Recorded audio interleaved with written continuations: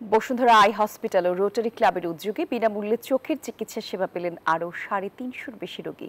মঙ্গলবার তাদের সেবা দিয়েছেন 2 বিশেষজ্ঞ সহ 8 জনের একটি চিকিৎসক দল।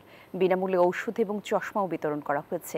জটিল ও কঠিন চক্ষু রোগীদের জন্য রাখা হয়েছে বিনামূল্যে অস্ত্রোপচারের ব্যবস্থা।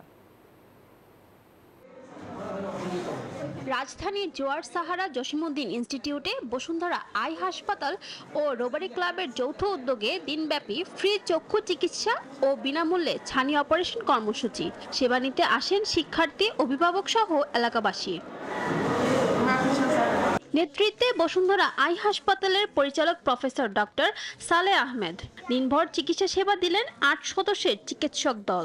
যাদের রিফ্র্যাক্টিভ এরর বা পাওয়ারের সমস্যা বেশি পাচ্ছি, তার সঙ্গে অনেক পাচ্ছি ওকুলার অ্যালার্জি, চোখের চুলকানি, অনেকের চোখে শুষ্কতা আছে, ড্রাইনেস, তাদের দেখতেছি। বিনামূল্যে এই সুযোগ পাওয়ায় বান্ডেল থাকলে প্রতি সেনমানিতে টাকা বাঁচবে।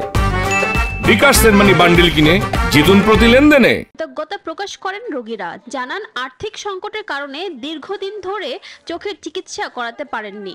চোখের সমস্যাটা তো এটা তো অনেকেরই এরকম হয়ে থাকে, তো এই ক্যাম্প হওয়াটা খুবই ভালো। হ্যাঁ, ফ্রি চিকিৎসা পাইতেছি, ভালো লাগতেছে।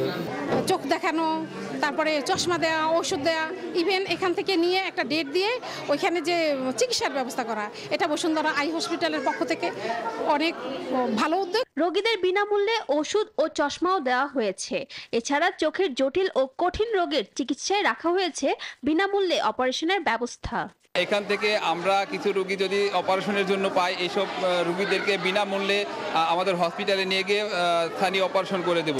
সমাজের সুবিধা বঞ্চিত মানুষের কথা বিবেচনায় রেখেই নিয়মিত এ ধরনের স্বাস্থ্যসেবা কার্যক্রম চালিয়ে যাওয়া হবে বলে জানান আয়োজকরা। ফারজানা রিয়া, নিউজ 24, ঢাকা।